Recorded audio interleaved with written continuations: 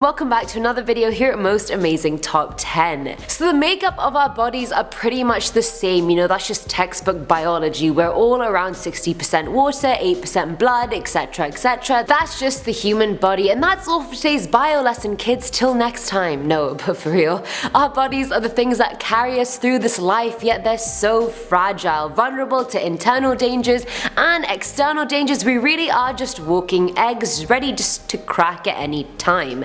But anyway, I took that too far, let's just forget I even said that, and get into the video, which has nothing to do with eggs.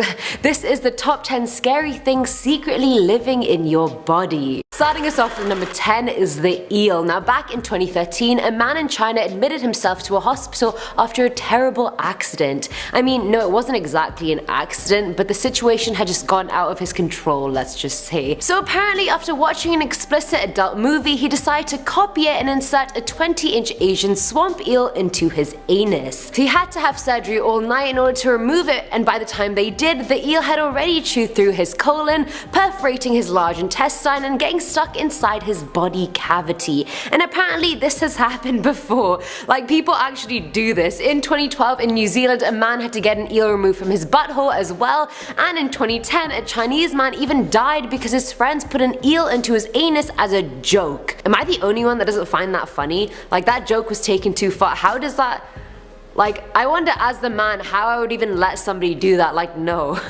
But anyway, to each their own.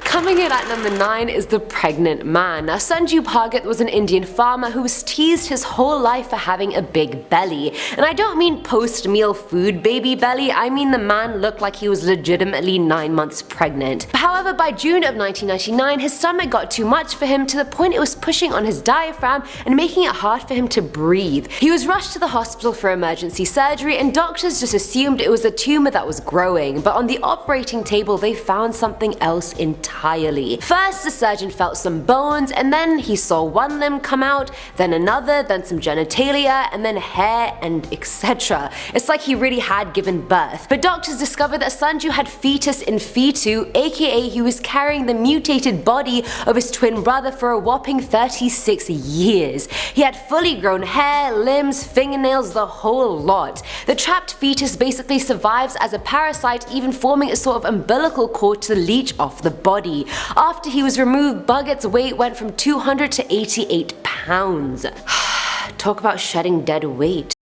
At number 8 we have the bot fly. Other than when I'm filming videos, I wear glasses pretty much all the time, and I hate it when people think rain or sand won't get into my eyes because my glasses are like a barrier, and I'm like, no, they can get in from the sides, people, I assure you, I'm as exposed as you. But anyway, a 5-year-old boy in Honduras had the worst possible luck. He felt some sort of weird eye irritation one day and thought it was just dust stuck in his eye. He rubbed it hoping it would come out and went about his day. But his eye got super red, and eye drops didn't even help whatsoever, and after a few days it was swollen as hell. When he went to the doctor, he wanted to operate straight away because he thought it was a cyst or something, but it turned out to be an insect's egg. And the pictures are truly something. Please don't look at them while you're eating. I made that mistake and I do really regret that. Botflies lay their eggs on other creatures, and when they hatch, the larvae burrow into their host to feed, and that's exactly what happened inside this little boy's eye. But thankfully it was easily removed and the problem ended there. Filling our number 7 slot is the scratching sound. For many days, a Chinese woman named Li Meng had been hearing a scratching noise of some kind. No one else seemed to be hearing it but her, and she was too scared to go to the doctors about it because she thought it may be evil spirits. She lived with the noise, coping for as long as she possibly could, until it became too much and she finally went to the hospital. After the examination, doctors found a live spider weaving a web in Li's ear canal, and it was found just resting on her eardrum. Anytime they tried to pull it out, the spider got upset, so they actually had to knock it out with meds and then remove it. The thought of having a spider in my ear for even a second, let alone days, is just revolting. Like, I can't even imagine. I hate spiders. I hate them. Like, that's not, nope. Now at number 6 is Skull for Two, and I really give myself kudos for that title. I thought it was quite witty. So in 2017, Selvi, a 42-year-old domestic worker in India, woke up with a weird discomfort in her head. She said she felt a strange tingling or crawling sensation and was hell-bent on it being an insect. She even said whenever it moved, she felt a burning sensation in her eyes. So Selvi decided to go to the hospital when she woke up, and they found a fully grown cockroach lodged in her skull base right between her eyes. The doctor assured her that they managed to get it out, but it wasn't easy. It was alive and wanted to stay in his skull, and it took a combination of forceps and suction to get it out. They theorized it must have entered her nose and bore a path under her skin up to her skull. They went on to say they've had experience removing insects before, but a full-grown cockroach this big was a first for them. And I feel like, isn't there a stat you like swallow a bunch of spiders when you're asleep because they just go into your mouth? But like, they apparently bore into your skull. And now it's a cockroach, and I'm just not having this now. I'm just gonna sleep with my mouth closed at all times.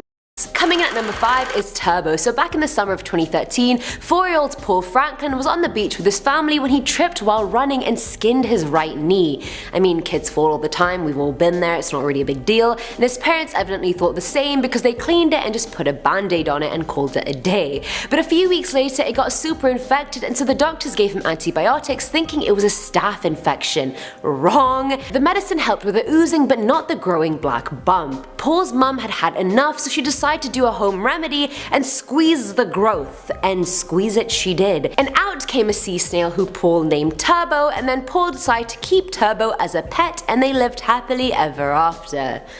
The end.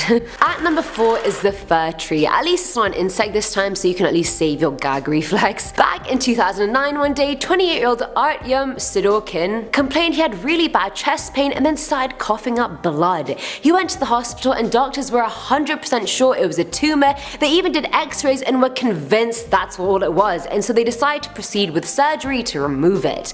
But before removing part of the lung, the surgeon investigated the tissue and honestly couldn't believe his eyes. Quote unquote, he said he thought he was hallucinating. He asked his assistant to look, and he also confirmed what the surgeon thought. Sidorkin had a 2-inch fir tree in his lung.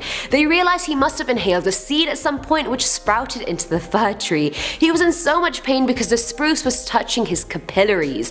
Artyom was so relieved he initially thought it was cancer or something, and so was weirdly overjoyed when he was told no, it's just a fir tree.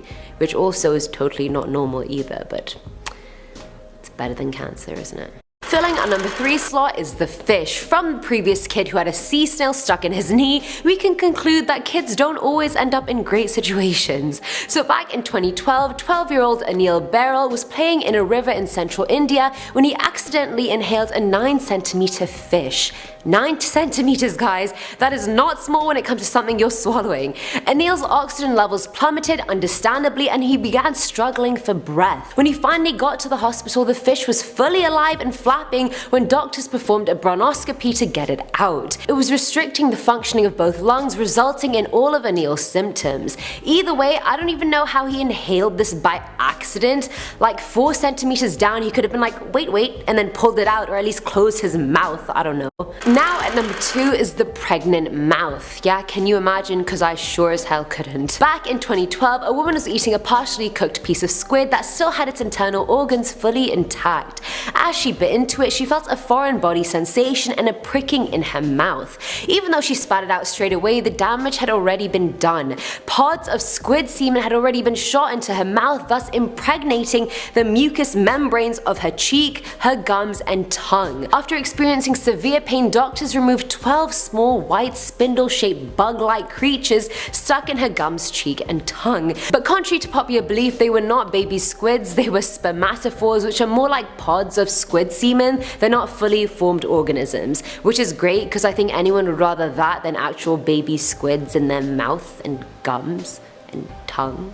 And finally, at number 1 is the urethra. So I didn't know this, but apparently there's a fish in the Amazon called the kanguru that will swim into your urethra if you ever have it exposed. Now, just hold on to that thought for a minute. A 14-year-old boy in India went to the hospital one day after persistent pain in his bladder and due to the fact he just couldn't urinate. The doctors decided to do an ultrasound and found something in his bladder blocking his urethra. What a fun word to say, urethra. Anyway, he was rushed to surgery and a 2-centimeter long fish was extracted from his urethra. How freaking sus. When they asked the boy how this fish magically got inside his urethra, the boy said he was cleaning the fish tank in his house and it was holding one of the fish and then went to the bathroom to pee, and as he was peeing, the fish slipped from his hand and entered his urethra. Okay, I think that's the biggest load of bull I've ever heard. The boy was released post-surgery but then was taken to psychiatric counseling, which, you know, I'm on board with. And that's all for today's video, guys. Am I the only one that viscerally cringes when you think about any of these things being inside you? Like a spider in my ear, excuse me? Excuse me while I vomit my heart out in response to that. Hard no. Fish in my urethra? Hard no, you guys. But as always, let me know what you thought of all these crazy stories in the comments below.